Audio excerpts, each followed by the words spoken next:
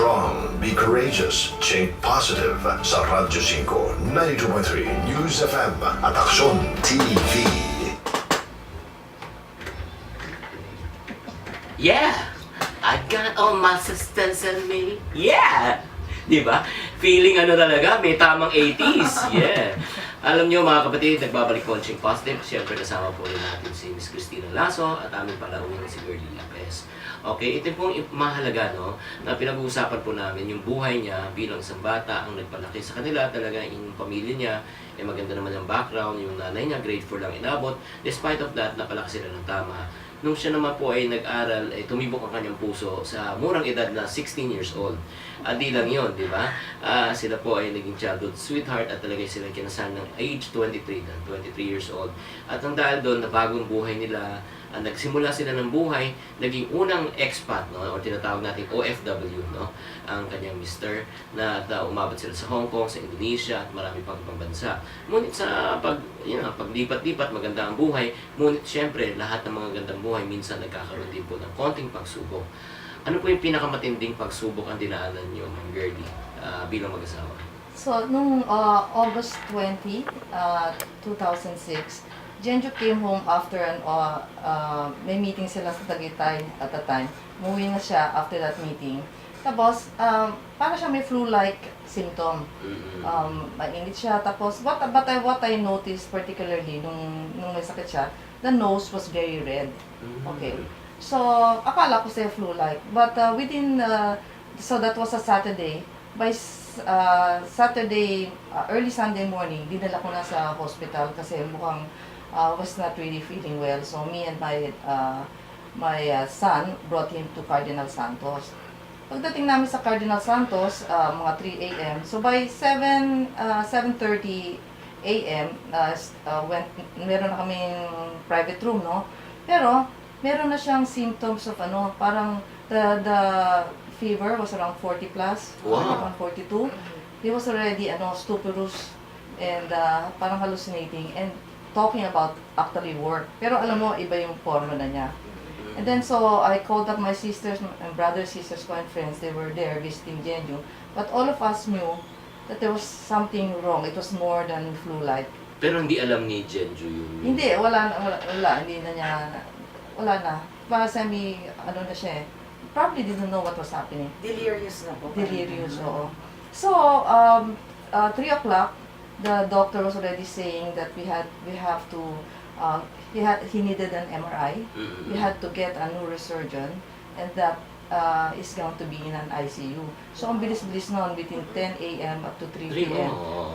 So fast yung yung changes. So, ang drop talagang ganyan. So, parang ako na-shock, how can that be? And then, before I knew it nga, yun nga, nasa MRI. Matagal yung MRI niya kasi it was like an extensive MRI. So by then, kita mo si Genjo, the head was beginning to swell. Mukha siyang binugbog, parang siyang binoxing. And then the eyes was beginning to turn, yung eyelid was turning inside out. Ganyan. After the MRI, ICU, rallied for prayers and asked for priest already at that point. But it was just so fast, right? The following day, August 21, it was a Monday, holiday siya. So, that was good in a way because friends and relatives were able to bring in a healing priest and nuns. Yun ang maganda sa Pilipinas, madaming nagdadasal, madaming religious. I remember on August 21 at around 8:30 in the morning, yung neurosurgeon, Dr. Mercado of Cardinal Santos, came over, told me the entire spiel and the result of the MRI. Okay. I was just getting keywords kasi it was like medical terms. But when I was looking at the keywords, it was almost like he's not gonna make it. But we're here. Parang medical na lang yan, so meaning antibiotic. But if it doesn't work, we're just here if you want the fluids to be released. Kasi namaga na talaga. Namamaga. There was like a thrombosis here and a blockage here. Yung thrombosis parang is... blockage eh. Oo. So, ang nangyari pala sa kanya, there was a bacteria that went through the nose into the brain. Okay, and the bacteria is called MRSA. It stands for methicillin-resistant Staphylococcus aureus. So it's parang hindi na, penicillin resistant siya. So it went inside the brain, so that was the complication. Ngayon, syempre it took time for them to put in the right dosages ng cocktail. So the following day, sinabi niya ni Dr. Mercado that parang there's nothing we can do. Except that if you want us to operate on him and release the fluid, that's what we're here for. But other than that, it's still really my call. Pero ano yung state na ni Genju noon? Semi-comatose na siya, or maybe comatose at that point. Kasi wala nang, even when you put on the flashlight, na ganyan, walang feeling, walang response. But you know, coming from the neurosurgeon, si Dr. Mercado, he points at the crucifix. Nasa ICU na kami naman. Sabi niya, look, we have a God. Wow. And you have many friends in the corridor, rally them for prayers. And I just did that. But after being told that, I was looking at my best friend. And, can't be. I was just talking to her the day before that, diba? Tapos, when she said that, you know, I really cried kasi I can't take that, no? And I was saying no to God.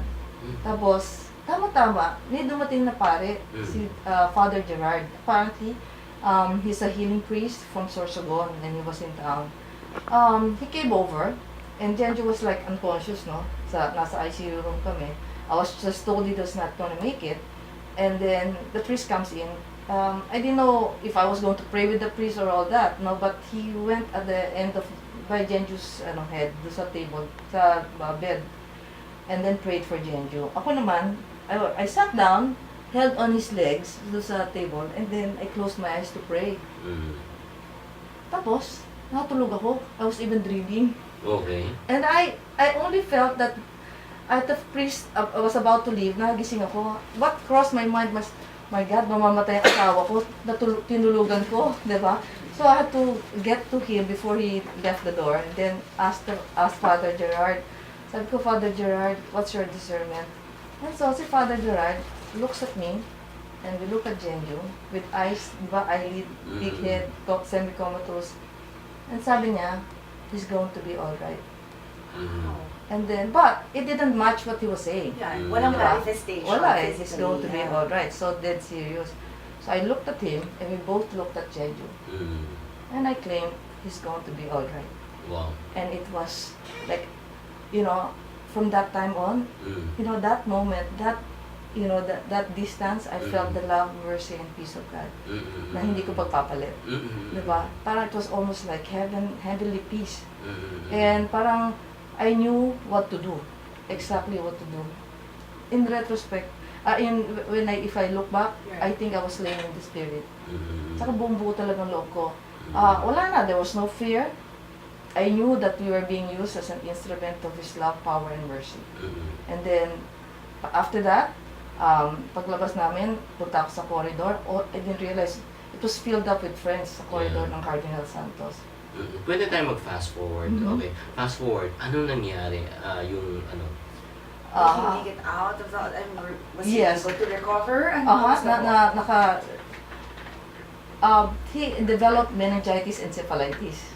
Okay, so sabi ni Dr. Rachua, yung infectious disease doctor niya, that because of the thrombosis and in spite of the 3 times dose of antibiotic cocktail, he's not feeling positive about Genju's recovery kasi he developed meningitis. Yung meningitis niya, di ba, nag-tear yung hindi makapasok kasi yung cocktail of medicine kasi of the blood-protein barrier here. So, pero sabi niya, I'm sorry, but he had developed meningitis. Pag sabi niya, because of the meningitis, lumusot lahat ng gamot. Oh. Okay. Yeah, so that's So, naging blessing pa. Yes, oo. Tapos plus with all the prayers and, you know, for me, the miracle was the Holy Eucharist and the prayers for, you know, all the prayers that was, given by all the friends, relatives, family. So how long did he stay for in the hospital? Kasi sabi niyo kami parang almost 2 days and then... Well, he had to stay on for a month in the ICU. Wow. And then another month in the regular room. Wow. He lost 70% muscle mass. Wow. And then also, yung eye niya was rolling like that. nawawala yung Yung block. yung Oo, umiikot na gano'n. Marami. That's why I had to wear eye patch. Oo. And I thought, sabi ko, hindi na ito makakapagtrabaho because of that. Oo, Di ba? oo. So, yun, that again was another miracle. Kasi somebody had told me, ito nga yung parang childlike faith no? So I really like, I really anchored on God. Tapos, yung may nagsabi sa akin, you know, girl, it's almost your birthday. You pray, sabi niya, you pray because God on your day gives you your special prayers and wishes, no? So I just prayed like that and asked God to fix the eye. You know, on my birthday, this eye stop going around. Wow. Oh, kasi ano pala, I don't know what he sees when it's going like that. Parang nagba-blackout yata yung one eye niya eh. But so the other eyes Normal naman. oo. So how is your husband now?